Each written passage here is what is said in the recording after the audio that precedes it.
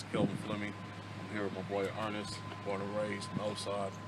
Grew up with this cat back in the day. Now we out here give some positivity to the kids, really encouraging on a positive tip. Look, to all you youngsters out there, you think the gang life is flashy. It's all glitz and glamour like in videos, you see it all the time. That's not what it is. Behind the scenes, you got the prison, you lose your family, your life, everything you got. I just got out doing 9 years. Before that, three before that. 33 years old. So you know when it comes down to it, the homies, to show you love right now, they might get you high or give you a sack or what you mean, which they get a little money, whatever not. But in the end, they're not gonna be there for you like your family is, you know. All the tattooing and all that, you know, you may see I got something, I'm getting all this removed. You got to, it's about family now, you know. The system ain't playing with you. They ain't playing with you. I can tell you that. They're not playing with you. You know, it's all fun. You don't gotta be out there thugging, mean mugging, doing what you bang to be a man. Be a man first before anything. You know, because when it comes down to it, ain't nobody gonna be there for you but your family. You understand? You don't come down to a color, because you don't own nothing. You don't own your hood. You probably don't own the house you live in the hood. You know? Your family struggles, you struggle. We all know it's hard growing up. It's hard, it's the influence. That's what they want, you know? Misery loves company, that's mostly homies. Homies ain't What are there. you doing right now with your life? Right now, you know, for the most part, looking for that opportunity to get some good employment. You know, higher education, finish my AA, general education, need 30 more units. Like Frederick Douglass say, without struggle, there's no problem. Young, start now.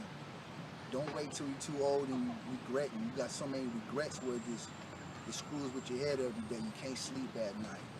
You know, you're always watching your back because you done did somebody else foul gang bang and you don't know what's happening. You know, you gotta strengthen your mind. It's all right here. It's all in your mind. Your mind. It's not physical. Mind control the body. Body control, you know. What you dress in don't make you. What makes you is what you know, who you are, what kind of level you on, education-wise, you know, workplace-wise, whatever. You can hustle only for so long, sell dope, yeah, it's fast money good, but you can do that for so long. Get a 9 to 5 and struggle it on out, build yourself up and you're good. In the end, you're gonna see it's all worth it. Word. That's solid, man. My brother, man. Real talk. Real.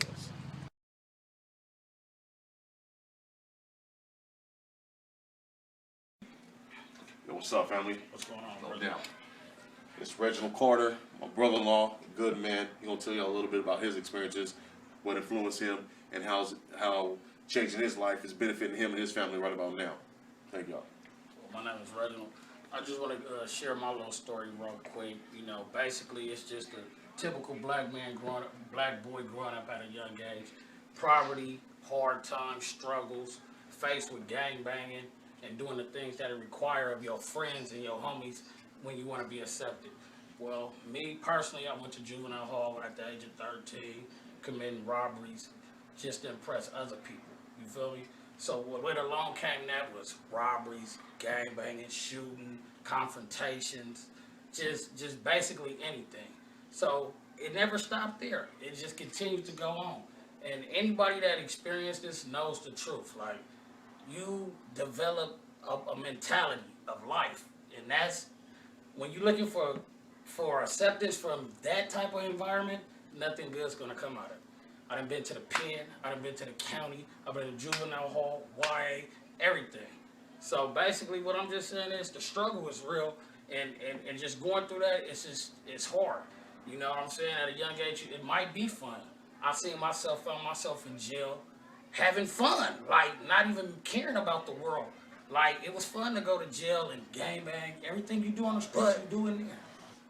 When I sit down and think about it, like going to jail, I went so much it started to like eat at my soul. I got to thinking about my mother, my family, my brothers, my sisters.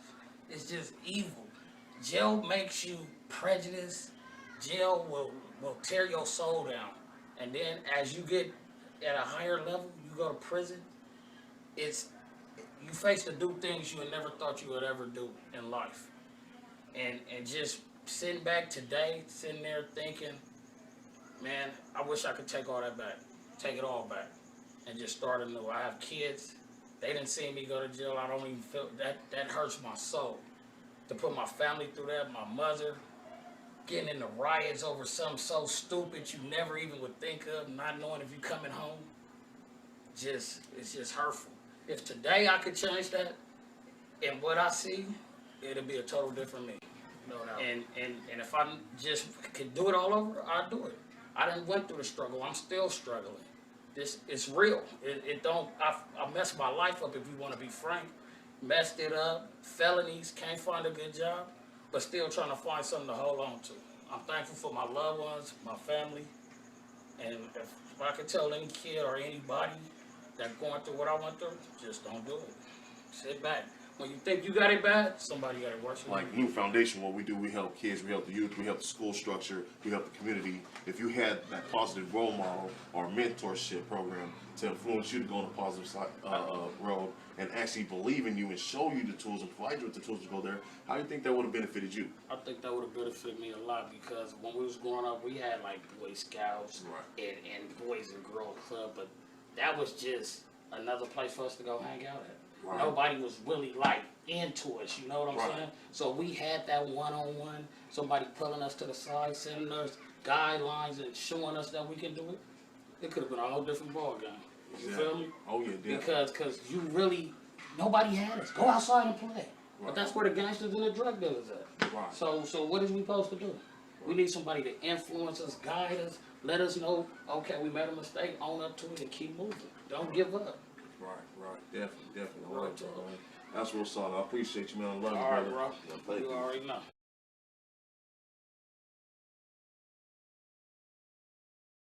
Without any kind of discipline, without any kind of older person saying anything to them, regulating the different ramifications and things that they're going to do out here in these streets. You know, when we were out in the streets, there was a purpose. There was a means to an end. You know, to accomplish certain different things that took place, and nothing happened without the big homie saying it's going to happen. Nowadays, these kids don't even have that influence. So you go, they didn't have a father figure in the home, they don't have a father figure on the street now, so they're really doubly lost, you know, and they're running amok doing unspeakable things nowadays. So things that we wouldn't even do, and we were pretty much roguish, we were pretty much, you know, chaotic on every limb. There's no statutes of limitations to what we would do, but technically there was, because in every system, from the streets to the penal system, you're going to mind somebody at some point. So those are the things that transpired and took place, you know. Now, as far as what a mentor would do, or what the benefits of having a mentor is having some accountability. It's having somebody that's there to pour into you and say that I care about your future. I care about the decisions and the choices that you're making. And the choices that you're making aren't going to get you anywhere. And so just to have somebody care, you know, a lot of these children nowadays, they go without simple touch, simple connections, simple feelings. Just hearing the word I love you is absent from their lives nowadays. So the fact that you have a mentor in place that's able to minister not just to the problems of a child, but to the whole child, that's what's important, and that's what has to take place. You have to get somebody in place that's willing to say, I care about your whole being, not just your grades and be on your back about your grades. You know, not just about how you wear your pants and pull them up on your waist and wear a belt and tuck in your shirt. Not all of that. He's got to be about the whole fiber of the child, the character of the child, the demeanor of the child, where the child wants to go and what the child wants to do, and how we're going to get him to accomplish that.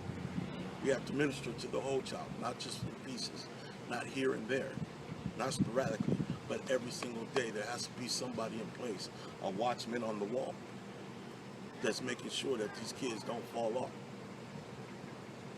And these are the things that have to take place. This is what being a mentor is all about. Being your brother's keeper, having some accountability to the youth that are walking these streets. The youth of the nation are going to fall without it. There's a changing of the guard that's taking place nowadays, where we're going from Generation X, to Generation Next. And people got to line up, because sooner or later we're going to have to govern ourselves one way or the other in order to be prosperous in this country, in order to see things manifest the way they're supposed to be. And we can't do it without a mentor. We can't do it without somebody taking their rightful place. And here it is now.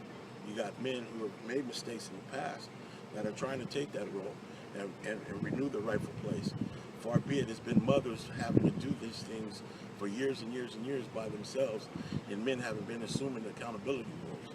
Well, as an adult who did one term with 5 violations, and now I'm a minister of the gospel, and I'm a drug and alcohol counselor now, I work with young men in the SAP program,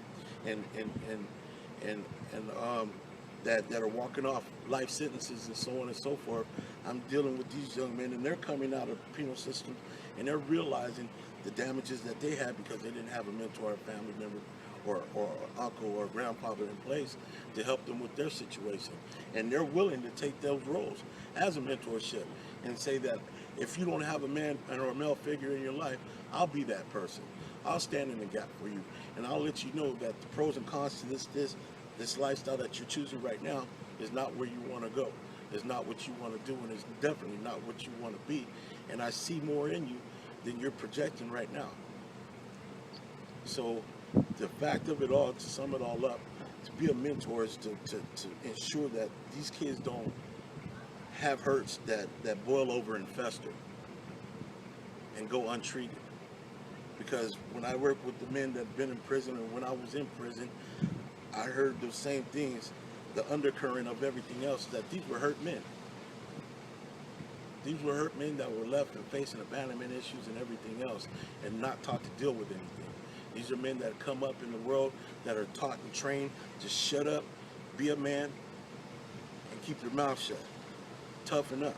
When in fact, those are the things that cripple a man. When he's not able to express himself, to cry when he needs to cry, and to say that I'm hurting, or I'm frustrated, or I don't understand this, or I don't understand that, and it's replaced with just be a man and toughen up, you're creating a monster. That's what you're doing. You're creating a monster. You're giving him no tools whatsoever to cope in society other than a ball of fist and strike someone with it, or pick up a gun and shoot someone with it, or sell drugs on the street, or whatever the case may be. So we have to equip these kids and address the whole child, boy and girl. Thank you. That made you start using that line and thinking the way you think now as a real man? Well, sitting in a jail cell, I realized that a lot of things was lies. A lot of things that we were taught were lies. When you hit the yard, ain't nobody accepting no collect calls. Ain't nobody coming to see you. Ain't nobody putting no money on your books. All the homies, you're spread out and stretched out, and there's few in between, so you're alone, and you're in the dungeon.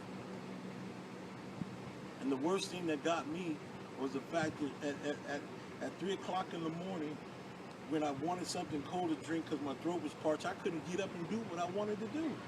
I couldn't go to the refrigerator for a cup of cold water. I couldn't go take a shower when I wanted to take a shower. I couldn't go, walk down the street and hear dogs barking and birds chirping and so on and so forth. There's none of that. There's none of that. And the worst part of it all was I listened to all these men say how they're going to get out and commit the same crime better. Do the same thing better. I'm going to get out and I'm going to get me a bigger sack of dope and I'm going to sell it and I'm going to come back up and everything else. And that's the true definition of insanity. Doing the same thing over and over, expecting a different outcome, which is never going to happen. There is no pension plan in the dope game. There is no pension plan in gangbanging. No 401ks or nothing. You can't retire off of it. You can't give your kid nothing, but the same thing that you get is a death sentence. Death, jails, or institutions. That's it. I appreciate you. I love you. That's you too, man. That's the truth. Phelan Bardo Fleming, y'all. Minister Phelan Bardo Fleming.